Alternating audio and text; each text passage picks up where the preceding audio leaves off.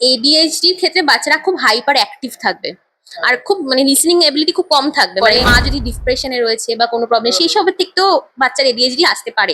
ADHD মানে identify করার জন্য যে আছে কিনা অবশ্যই পিডিয়াট্রিক ডক্টর বা কোনো সাইকোলজিস্টকে দেখানো খুবই দরকার। ছাড়াও ব্রেন ডেভেলপমেন্টের জন্য কিছু এক্সট্রা অ্যাক্টিভিটিস এখন বাচ্চাদের ক্ষেত্রে দরকার, কারণ প্রসেস ফুড থেকে ব্যাক করিয়ে নর্মাল খাবার খাওয়ানোটা খুব ডিফিকাল্ট হয়ে যায়। বাচ্চাদের ডাইজেস্ট করার ক্ষমতা তখনও তৈরি হয় না, বিকজ কিডনি লিভার এগুলো ডেভেলপিং স্টেজে রয়েছে।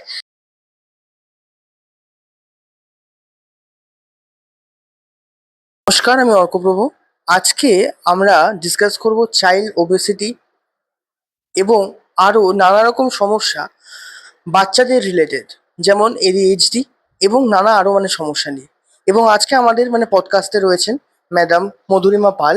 তাকে আমাদের পডকাস্টে জানাবো অনেক অনেক স্বাগত। নমস্কার ম্যাডাম। আচ্ছা, প্রথমেই ডায়েটে যাবো। 6 মাসের একটা বাচ্চা এতদিন আপনার ব্রেস্ট ফিড করছিল, এরপরে তার ডায়েটে ঠিক আপনার কি কি খাবার আপনার হওয়া উচিত? 6 মাসের পর থেকে একদম starting a rice based product দিয়ে স্টার্ট করতে হবে, মানে পুরোপুরি হয় রাইস, না হলে মুড়ি, না হলে চিড়ে, এই ধরনের খাবারগুলো যাতে ইজিলি ডাইজেস্ট হয় পেটে। আচ্ছা, সেক্ষেত্রে আমরা আপ টু 1 ইয়ার চেষ্টা করবো কোনোভাবে সল্ট, সুগার বা মশলা অ্যাড না করার, বিকজ এই তিনটে জিনিস হচ্ছে গিয়ে বাচ্চাদের ডাইজেস্ট করার ক্ষমতা তখনও তৈরি হয় না, বিকজ কিডনি লিভার এগুলো ডেভেলপিং স্টেজে রয়েছে, প্রপার তৈরি হয়নি। এবার যখনই আমরা এক্সট্রা সল্ট খাবারে অ্যাড করবো, অলরেডি আমাদের ন্যাচারাল ওয়েতে আমরা যেগুলোই খাওয়াবো, যেরকম ফ্রুটস ভেজিটেবল যা যা খাওয়াবো তার মধ্যে সল্ট প্রেজেন্ট থাকবে, কিছু না কিছু সুগার থাকবে, সেগুলোই কিডনি বা লিভার ডাইজেস্ট করছে আর কি। এবার এক্সট্রা যখন আমরা দেবো ওই অর্গানস গুলো নেওয়ার ক্ষমতা থাকবে না, বিশেষ করে কিডনির। ওই জন্য আমরা চেষ্টা করি ওই সময় সল্ট না দেওয়ার, সুগার না দেওয়ার কারণ হচ্ছে তখন ব্রেন ডেভেলপিং স্টেজে থাকে, তো sugar extra consumption brain development hamper করে। এখনকার দিনে মানে এইচটিএন মানে যেটা আমরা হাইপার কি বলবো, ব্লাড সুগার, ব্লাড প্রেশার এগুলো প্রচুর বেড়ে গেছে, মানে আর্লি স্টেজে এগুলো দেখা দেয়। তো আমরা যখনই আবার এক্সট্রা সুগার এই সময় থেকে স্টার্ট করবো, ওগুলো আরো আর্লি হওয়ার চান্সেস আসবে, প্লাস ওবিসিটি আরো আর্লি এজ থেকে আসবে। ওই জন্য আমরা এগুলো পুরো আপ টু 1 ইয়ার রেস্ট্রিকশনে রাখি। আর মশলা দিই না তার কারণ যাতে পেটের সমস্যা না হয়, ইদার কনস্টিপেশন হবে, নালে খুব লুজ মোশন হয়ে যাবে, বিভিন্ন রকমের কোনো কোনো ক্ষেত্রে সমস্যা হয়ও না, আবার হয়েও যায়। তো এটা থাকে। আর তারপর 6 to 7 মান্থ আমরা বেশিরভাগটা মায়ের বুকের দুধটাই বেশি প্রায়োরিটাইজ করবো। বাট হ্যাঁ, সলিড ফুডটা হালকা হালকা হালকা করে ইন্ট্রোডিউস করাবো, খুব ফোর্স ফিডিংও না, বা যতটা কোয়ান্টিটি আমি নিচ্ছি ততটাই আমাকে ফোর্স করে খাওয়াতে হবে এরকম নয়, তাতে বাচ্চা ভয় পেয়ে যাবে, খেতে চাইবে না। তো এই ব্যাপারগুলো থাকে। আফটার 8 মান্থ আমরা আস্তে আস্তে গমের জিনিসগুলো, বা এখন অনেক মারা রাগি খাওয়াতে চায়, মাখানা খাওয়াতে চায়, তো সেগুলো ইন্ট্রোডিউস করা যায় ধীরে ধীরে। বাট স্টিল কোনো মশলা নয়, কোনো মিষ্টি নয়, ইভেন মিষ্টিও নয় বা কিছু নয়। সুগার হিসেবে আমরা ডেটস ইউজ করতে পারি, একটা কি দুটো, ডিপেন্ড করে বাচ্চার ওয়েট কতটা বেশি বা কম আছে। তো সেই হিসেবে একটু কিসমিস বা একটু ডেটস আমরা ইউজ করতে পারি, আর নাটসও দেওয়া যায়। বাট নাটসটাকে ভিজিয়ে দিতে হবে, মানে অনেকেই ড্রাই রোস্ট করে বা বিভিন্ন রকমের সিরিয়াল বানায় বাড়িতে, ধরুন আটা দিয়ে, মানে গমের জিনিসগুলো অ্যাড করে, বা 2 রকম 3 রকমের ডাল বা রাইস প্রোডাক্ট দিয়ে 2-3 রকমের বাদাম দিয়ে পেস্ট করে রেখে দেয় গুঁড়ো করে, তারপর ওটাকে রান্না করে জাস্ট খাওয়ায়। বাট ওটা উচিত নয়, বিকজ অনেকের ডাইজেশন অতটা নেওয়ার ক্ষমতা থাকে না ওই সময়। তো আর বিশেষ করে যে আমরা নাটসগুলো খাচ্ছি ওর মধ্যে কিছু অ্যান্টি নিউট্রেন্ট থাকে। ইউজুয়ালি বড়রাই যখন অনেক সময় কাঁচা বাদাম, কোনো কাঁচা বাদাম মানে কাজু হোক বা আমন্ড হোক এমনি খেয়ে নেয় না ভিজিয়ে, জাস্ট ধুয়ে খেয়ে নিল, তাতে অ্যাসিডিটি হয়ে যায়। তো একটা ছোট বাচ্চার ক্ষেত্রে আরো বেশি হতে পারে। তো সবসময় ওটাকে ভিজিয়ে খোসা ফেলে দেন পেস্ট করে, যদি পসিবল হয় একটু হালকা কুক করেও দেওয়া যেতে পারে, যদি দেখা যাচ্ছে যে বাচ্চাটার ডাইজেস্টিভ সিস্টেম খুবই উইক, সেক্ষেত্রে এভাবেও দেওয়া যেতে পারে। এইভাবে আমরা স্টার্ট করি। প্রসেসড মিল্ক বলতে ফর্মুলা মিল্ক তো যদি ডক্টর রেকমেন্ড করে দেন দেওয়া যেতে পারে। মায়ের ব্রেস্ট মিল্ক কোনোভাবেই হচ্ছে না, সেক্ষেত্রে ইউজ করা যেতে পারে। ওটা হার্মফুল নয়, বাট নিজে থেকে যেন স্টার্ট না করে, ডক্টর রেকমেন্ড করলে তবেই। আর ডক্টররা অনেক ক্ষেত্রে বাচ্চা ওয়েল ব্রেস্ট ফিট করছে তাও স্টার্ট করে দেয়, সেক্ষেত্রে বাচ্চা যদি ওয়েট গেইন থাকে বা পার্টিকুলার কোনো মিনারেলস বা ভিটামিনস এর ডেফিসিয়েন্সি আছে ব্লাডে দেখা গেল, সেক্ষেত্রে তখন ফর্মুলা মিল্ক চালু করে। আর আমরা সেক্ষেত্রে তখন খাবারের মধ্যে মিশিয়ে খাওয়াতে বলি, যাতে ফিডারে দুধ খাওয়ার হ্যাবিটটা একটু কম থাকে, মায়ের ব্রেস্ট মিল্কটা যাতে সাক করে, সেই জন্য সেক্ষেত্রে আমরা খাবারে মিশিয়ে খাওয়াতে বলি এটা। আর ওয়াটার ইনটেকটা যখন আমরা একদম 6 মান্থের পর স্টার্ট করবো, 120 থেকে 200 ml, 250 ml করে স্টার্ট করতে হবে। তারপর ওর মানে ইউরিন আউটপুট কতটা হচ্ছে, এক্সক্রিশন কতটা হচ্ছে, তার উপর ডিপেন্ড করে আমাদেরকে ওয়াটার ইনটেকটা বাড়াতে হবে। এইভাবে করে আপ টু 1 ইয়ার চলে। এবার বাচ্চাটা আস্তে আস্তে আপনার আপনার আপনার আপনার আপনার বড় হলো, হ্যাঁ। এবার ও চাইছে আপনার আপনার প্রসেস ফুড খেতে, বাইরে আপনার চিপস খেতে। এগুলো বাচ্চাটাকে মানে কতটা আপনার মানে প্রায় মানে এফেক্ট করে? দ্বিতীয় প্রশ্ন হচ্ছে অল্টারনেটিভ কি আছে? আচ্ছা, এফেক্ট তো ভীষণ করে, হ্যাঁ। বিকজ প্রসেসড ফুডের মধ্যে এক্সট্রা সুগার অ্যান্ড সোডিয়াম থাকে প্রিজারভেটিভ হিসেবে, যেটা আমি প্রথমেই বললাম যে আমাদের সোডিয়াম হাইপারটেনশনের এফেক্ট করবে, প্লাস এখন যে হাইপার সেন্সিটিভিটি বাচ্চাদের মধ্যে দেখা যায় সেখানে এফেক্ট করবে, ব্রেন ডেভেলপমেন্ট স্লো করবে, প্লাস হয় ওবিসিটি আনবে, নাহলে এমনও দেখা যাচ্ছে গ্রোথ স্টান্ট হয়ে যায়, মানে ইদার হাইট বাড়ছে না, নাহলে ওয়েট বাড়ছে না, এরকমও দেখা যায়, কারণ সারাদিন সে জাঙ্ক ফুডই খেয়ে আছে। একবার যদি স্বাদ পেয়ে যায়, মানে ইমাজিন একটা বছর মানে 6 মাস মায়ের বুকে দুধ খাওয়ার পর থেকে একটা বাচ্চা আগামী 6 মাস পুরো সল্ট সুগার কিছু ইনটেক করছে না, একদম সাদা মাথা সেদ্ধ সেদ্ধ খাবারই খাচ্ছে। আফটার 1 ইয়ার আমি তাকে হঠাৎ করে ম্যাগি খাওয়ানো শুরু করে দিলাম। ওটা এবার তাহলে আমি যখন এই খাবারটা খাচ্ছি আমার খুব এক্সাইটেড ফিল হচ্ছে, টেস্ট লাগছে, ডোপামিন ইনস্ট্যান্ট রিলিজ হচ্ছে, আর যার ফলে কি হচ্ছে গিয়ে বাচ্চা তখন ওইগুলোই বেশি খেতে যাবে, তখন ওর ঘরের খাবার টেস্টি খাবার পছন্দই হবে না, আর ওখান থেকে স্টার্ট করা মানে একবার যদি হ্যাবিট হয়ে যায় সেখান থেকে ঘুরিয়ে আনা, মানে একটা বাচ্চাকে আপ টু 2 ইয়ার্স যদি কন্ট্রোল করা যায়, মানে তুমি বুঝিয়ে সুঝিয়ে রাখতে পারবে যে এটা খেও না ওটা খেও না, কিন্তু 2 বছর 2.5 বছর হয়ে যাওয়ার পর যখন ও একটা সেলফ ডিপেন্ডেন্সি আসতে শুরু করে ওই টাইমটাতে, যে আমি নিজে এটা করবো, আমি ওটা করবো, করে দিলে হবে না, নিজে নিজে খাবো, এবার তখন যদি ওই জিনিসটা বুঝে যায় টেস্টটা, তখন আস্তে আস্তে, আর 3 বছর 4 বছরের বাচ্চাদের ক্ষেত্রে আরো ওদেরকে ব্যাক করানো, প্রসেস ফুড থেকে ব্যাক করিয়ে নর্মাল খাবার খাওয়ানোটা খুব ডিফিকাল্ট হয়ে যায়, মানে ওরা এতটা টেস্ট বুঝে যায় তখন, আর এতটা মানে একটা ম্যাগি মশলার মধ্যে কতটা মানে ডোপামিন রিলিজ হবে, এতটা টেস্টি থাকে, সেখানে আমি নর্মাল ঘরের খাবার দিয়ে ওটা কপ আপ করা তখন খুব মুশকিল হয়ে যাবে। আর অভ্যাস করানো আরো বেশি দরকার, কারণ 3 বছর কি 4 বছরের পর থেকে আমরা স্কুলে দিতে শুরু করি। এবার যদি তার আগে আমরা একটু ঘরোয়া খাবারই নতুন নতুন করে স্টার্ট না করে অভ্যাস করে, তাহলে যখন ও 3.5 বছর 4 বছরের পর বাচ্চাটা স্কুলে যাবে, ওর বন্ধুদের কাছ থেকে একটু হলো চকলেট খাবেই, এটা খাবে। এবার আমি যদি বাচ্চাকে এখন থেকে বাড়িতে কন্ট্রোল করতে পারি, তাহলে ওখানে গিয়ে এক্সপোজার পেলেও সেটা কন্ট্রোল থাকে। যেমন আমি যদি বাচ্চাকে ছোটবেলা থেকেই সাইকোলজিক্যালি বোঝানো প্র্যাকটিস করি যে তোমাকে এটা দেওয়া হবে, কিন্তু এটা তুমি একদিনই পাবে, সানডে বা উইকডেজে, তাহলে বাড়িতে ইনটেকটা কম থাকবে। এবার স্কুলে গেলেও তখন তখন কতটা আর খাবে, আর এখন স্কুলেও তো রেস্ট্রিক্ট করে দিয়েছে, জাঙ্ক ফুড খুব একটা অ্যালাউড করে না। এবার অনুষ্ঠান বাড়িতে গেলে বা কোথাও গেলে তখন এবার যখন আত্মীয়রা নিয়ে আসছে তখনও ওর হাতে ডিরেক্ট না দিয়ে নিজেরা রেখে দেওয়া, তারপরে পরে দেওয়া, এইগুলো প্রথম থেকে সাইকোলজিক্যালি ট্রেনিং দেওয়া বাচ্চাদেরকে, কারণ আমরা ছাড়া কেউ ওদেরকে এক্সপোজার দিতে পারবে না বাইরের খাবারে, ফোন বলো বাইরের খাবারের এক্সপোজার আমরাই দিই ফার্স্টে।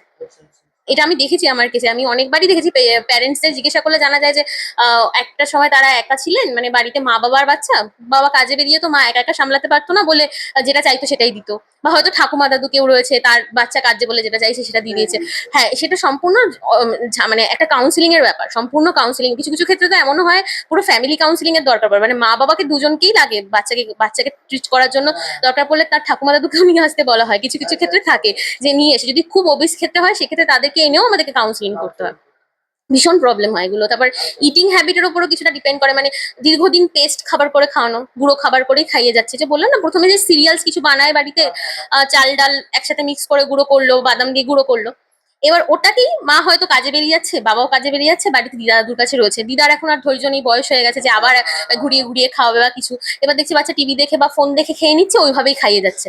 এবার দিদার মনে হচ্ছে যে এতটা খেলে ওর খাওয়া ঠিক আছে, তা রেগুলার লাঞ্চে এতটা করে 2-3 রকমের ডাল, চাল গুঁড়ো আর বাদাম 2-3 রকমের, তাহলে ওখান থেকে অনেকটা ক্যালোরি যাচ্ছে, ওইভাবে এক বাটি করে রোজ দুপুরবেলা করে খাওয়াচ্ছে, আর সারাদিনই অলমোস্ট পেস্ট করে খাওয়াচ্ছে, যে চটকে খাওয়াচ্ছে, যার ফলে বাচ্চা চিবিয়ে খাওয়া শিখছে না, নিজের স্যাটাইটি লেভেলটা বুঝছে না যে এটা খেয়েছি, মানে ওর হয়তো এইটুখানি খেলে পেট ভরে যায়, কিন্তু দিদার মনে হচ্ছে যে এতটা খেতে হবে, তো অতটাই খাইয়ে যাচ্ছে, এইভাবে করে ওবিসিটি বাড়ছে। একবার দায়িত্ব কি আপনারাই মানে ঠিক করে দেন? হ্যাঁ, মানে ওটা তো ছোটবেলা থেকে নর্মালি তৈরি হয়, মানে যখন একটা 6 মাসের 7 মাসের বাচ্চাকে আমি খাওয়ানো শুরু করছি, ও 3-4 চামচ নেওয়ার পর ও রিফিউজ করছে, তাহলে ওই মুহূর্তে আমাদেরকে ওখানে বুঝে নিতে হবে, ওখানে স্টপ করে যেতে হবে, বা বাচ্চাটা যখন কাঁদছে তখন আমাদের, কিছু কিছু ক্ষেত্রে বাচ্চারা খিদের জন্য কাঁদে না, তখন আমরা বলি 2.5-3 ঘন্টার একটা গ্যাপ দিতে, আদারওয়াইজ বাচ্চা কাঁদলে খাওয়াতে বলা হয়, কারণ ওদের খিদে, তাহলে ওদের এই সেন্সটা ডেভেলপ হয় যে আমার খিদে পাচ্ছে, আমি এতটা খাবো, এই জন্য আমরা টিভি ফোনও বারণ করি, কারণ যখন টিভি দেখে বাচ্চা খাচ্ছে তো ওর কনসেন্ট্রেশনটা, আমরা নর্মালি অনেক সময় ফোন দেখে খাচ্ছি বা কিছু করছি, কেউ পাশ থেকে কিছু বললে আমরা শুনছি না,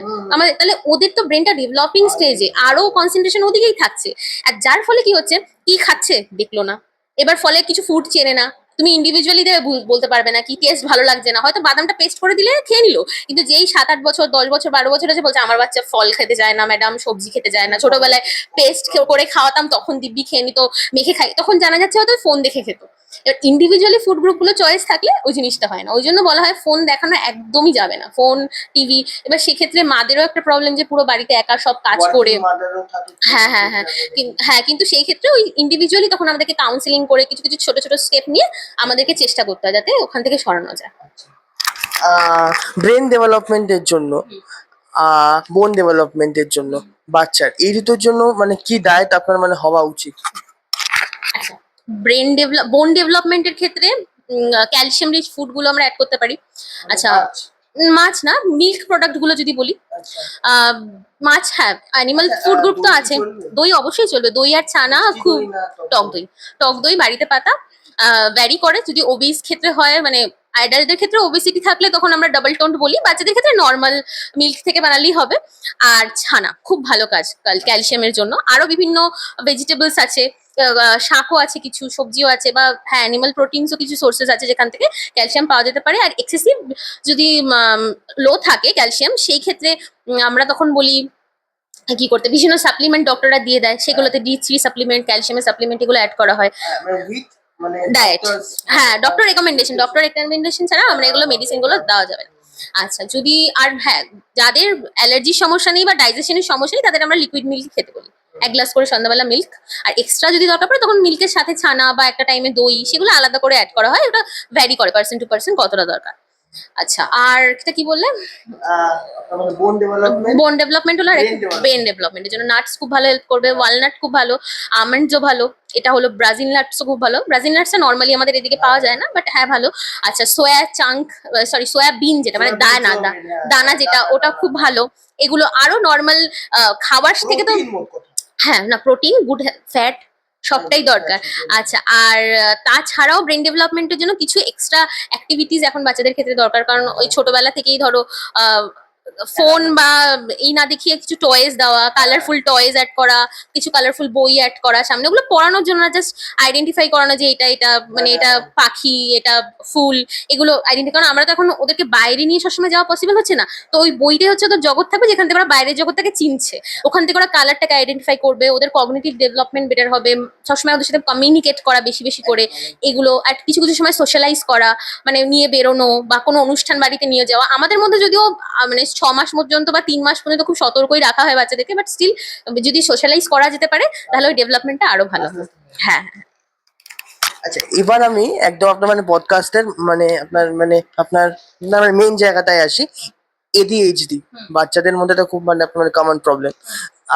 বুঝবে কি করে মা বাবারা, সিমটমস কি কি আছে সেটা একটু আমাদের আচ্ছা, জেনারেল সিমটমস আমি বলতে পারি, তবে এডিএইচডি মানে আইডেন্টিফাই করার জন্য যে আছে কিনা অবশ্যই পিডিয়াট্রিক ডক্টর বা কোনো সাইকোলজিস্টকে দেখানো খুবই দরকার।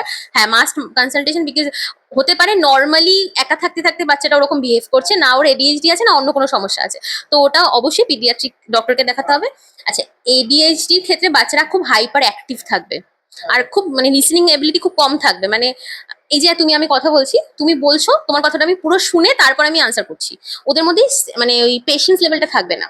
কথাটা তুমি বলতে বলতে মাঝখান থেকে আমি ইন্টারাপ্ট করে বলা শুরু করে দিলাম, আর ওটা বারবার করছি, মানে যতবার কথা বলছি তত। মানে আমার কাছে একটা পেশেন্ট রিসেন্টলি এসেছিল, ওর মা নিয়ে এসেছিল, বাচ্চাটা খুব অ্যাক্টিভ, মানে আমি ওর মার সাথে কমিউনিকেট করছি, একটা কথা বলছি, ও আমাকে 2টো প্রশ্ন করছে, 2টো উত্তর জিজ্ঞাসা করছে, মানে ওটাও তারপরে আরো না খুব, ওটা মানে ওটা না মানে বোঝা যায়, আমরা কাজ করতে করতে বুঝে গেছি যে ওর মধ্যে কিছু নর্মালি আরো 5টা বাচ্চা, আর ওর মধ্যে ওই তফাৎটা আমি তখন আইডেন্টিফাই। হ্যাঁ, ওটা একটা হলো। আরো হচ্ছে ওদের মধ্যে খুব চঞ্চলতা ভাব থাকে, মানে এমনি বাচ্চারা চঞ্চল আলাদা, মানে একটা খেলনা নিয়ে একটা বাচ্চা যদি বসে 10 মিনিট খেলে, 5 মিনিট খেলে, ওরা তাও সময় দেবে না, মানে ওটা দিয়ে ওরা খুব আরো তাড়াতাড়ি বোর হয়ে যাচ্ছে, বোর হয়ে ওখান থেকে সরে গিয়ে আবার একটা কিছু করতে শুরু করলো, এটা একটা হতে পারে। আচ্ছা, ওরা যেটা ভেবে নেবে ওটাই করবে, ওদের মধ্যে জেদ খুব বেড়ে যায়, বাড়তি থাকে। মানে আমি নর্মালি একটা বাচ্চাকে যদি বোঝানো শুরু করি যে বাবা তুমি এটা করো না বা এটা করো না, বকলাম না, বোঝালাম, তা সে হয়তো 5 মিনিট 10 মিনিট সময় নিল বুঝবে, কিন্তু ওর ক্ষেত্রে কোনোভাবেই তুই বোঝাতে পারবে না, ও যেটা বলবে সেটাই বলবে। হ্যাঁ, অ্যাগ্রেসিভ হয়ে যায়, তুমি যেটা চাইছি সেটা যদি না দেওয়া হয়, ইভেন হাত পা ছুটতে বলবে, যেখানে শুয়ে কাটতে শুরু করবে। এটা আমরা ছোটবেলাও করেছি, কিন্তু ওদের ক্ষেত্রে এটা এক্সট্রিম থাকে।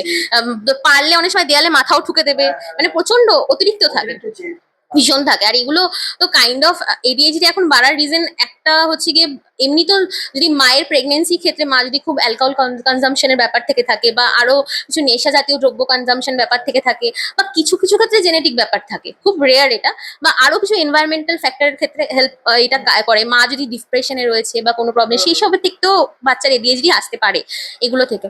অনেক ক্ষেত্রে আমি এরকমও পেশেন্ট আছি মাকে দেখলেও বোঝা যাচ্ছে যে মায়ের মধ্যেও হালকা এডিএইচডি সিমটম রয়েছে, মানে মা যখন কথা বলছে মাও ইটসেলফ ওরকমই, মানে খুব লিসেনিং এবিলিটি কম।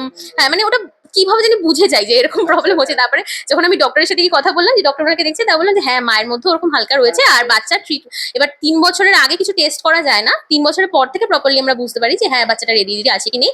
আর হ্যাঁ এডিএইচডি অবশ্যই কিউরেবল, ভীষণ কিউরেবল। বাট কিউরেবল বলতে এখন যে সেন্টার গুলো হয়েছে যেখানে আর কি বাচ্চাদেরকে আলাদা করে ট্রেনিং দেওয়া হয়, পেশেন্স লেভেল কাউন্সিলিং, বিভিন্ন কালার, যেটা বললাম না যে বই পড়ানো, কালার গুলো আইডেন্টিফিকেশন করানো, এগুলো তো ছোটবেলা থেকে হয়তো হয়নি ঠিকঠাক করে, ওগুলো শুরু করা এখান থেকে হয়। আচ্ছা অনেকের স্পিচ ডিলে হয়ে যায়, সেটা আবার এডিএইচডি থেকেও হতে পারে, আবার নর্মালিও হয়। যেমন ধরুন এরকমও 2-3টে কেস আমি পেয়েছি, বাচ্চা হয়তো 9 মাস 10 মাসে খুব সুন্দর টুকটুক করে একটু একটু কথা বলছে, বাবা মা বলা কথা বলা, মা এসে আমাকে বলছে যে বাচ্চা আমার কথা বলতো, কিন্তু তারপর কি হলো 1-1.5 বছর বয়স থেকে আর কথা বলে না। আমি বললাম ফোন দেখতো, বলছে হ্যাঁ ফোন দেখতো, ফোন খুব দেখতো, খুব মানে রিলস খুব দেখতো, রিলস খুব দেখতো, দেখতে দেখতে দেখতে এখন আমি যখন ওকে পেয়েছি তখন বাচ্চাটার বয়স কত হবে এখন, লাস্ট দেখলাম এখন মানে 2.5 বছরের মাথায় বয়স, একটু হেলদি, কিন্তু মানে খুব চুপ, মানে কথা বলবেই না, মানে যা বলবে পয়েন্ট আউট করবে, মাদেরকে দেখে বুঝে নিতে হবে, বাবাকে দেখে বুঝে, কোনোভাবেই কথা বলবে না। দুষ্টুমি কিন্তু কন্টিনিউসলি হাতে পায়ে চলছে, চুপচাপ কিন্তু বসে নেই, কিন্তু মুখ থেকে কথা বলবে না, ওটা পুরো স্পিচ। এবার মা এসে বলছে যে আমার বাচ্চা তো আগে কথা বলতে এখন বলছে না। তবে এরকমও আমরাও বলি যে স্যার তো মেডিসিন দেয়, বিভিন্ন রকমের ব্রেন ডেভেলপমেন্টাল যে মেডিসিন গুলো ডিএইচএ বা আরো কিছু মেডিসিন দেয়, বা আমরা ডায়েটের মাধ্যমে যে খাবারগুলোর মাধ্যমে ব্রেন ডেভেলপমেন্ট করা যায় সেগুলো দিই। কিন্তু আমরা বলি বিশেষ করে ওদেরকে সোশ্যালাইজ করতে, মানে স্কুল এখন বিভিন্ন কিডজি হয়ে গেছে, বা যদি কোনো গ্রামের দিকে হয় তাহলে আমরা বলি যে অঙ্গনবাড়ি স্কুলগুলো আছে ওখানে নিয়ে যাওয়া, বিকেল বেলা করে কোনো যেখানে বাচ্চারা পড়তে যায় আর কি, অকখাট শেখানোর এখনো টিচার পাওয়া যায়। তো আমি বলি যে শেখাতে হবে না, গিয়ে বসুক ওদের সাথে মিশুক, ফিজিক্যাল অ্যাক্টিভিটিও করা যায়, কিন্তু ওইটুকুনি ছোট বাচ্চাকে আপাতত কলকাতার এদিকে মনে হয় না কোনো ফিজিক্যাল অ্যাক্টিভিটি অ্যাসাইন নেবে, বা ওই সেন্টার গুলোতে যেখানে ট্রিটমেন্ট হয়, হ্যাঁ এক্স্যাক্টলি ওইখানে নিয়ে গিয়ে দেখা হয়, এরকম করে রেজাল্টও ভালো পাওয়া যায়। 2 মাস 1 মাসে ইমপ্রুভমেন্টও হয়েছে, কিছুটা এমন বাচ্চাও আমি পেয়েছি, বলার পরে 1.5 মাস বাদে আমাকে ভিজিট করেছে, সে এসে বলেছে যে না ছেলের ইমপ্রুভমেন্ট হয়েছে, আগে মানে সোশ্যালাইজও ছিল না, মানে ও হয়তো একটা খেলা নিয়ে খেলছে, ওর বয়সে একটা বাচ্চা এসে ওর সাথে খেলতে চাইছে, ও ভয়ে চলে আসে অনেক সময়, বা অনেক সময় কেঁদে দিল বা মেরে দিল, সেগুলো চেঞ্জ হয়ে গেছে, মিশতে চায় না, ভীষণ প্রবলেম হয়। আর এই এডিএইচডিটা আগে এত ছিল না, এখন বেড়েছে কারণ আমাদের মানে আমরা নিউক্লিয়ার হয়ে গেছি তো, সব ইন্ডিভিজুয়ালি চলছি। হ্যাঁ হ্যাঁ হ্যাঁ, মা বাবাও ব্যস্ত, ওকে কারোকে পাচ্ছে না, ওই বোঝার ক্ষমতাটা নেই, সেগুলো থেকে আসে। ম্যাম আজকে তো আমরা অনেক কিছুই জানলাম আপনার সঙ্গে আপনার পডকাস্টে।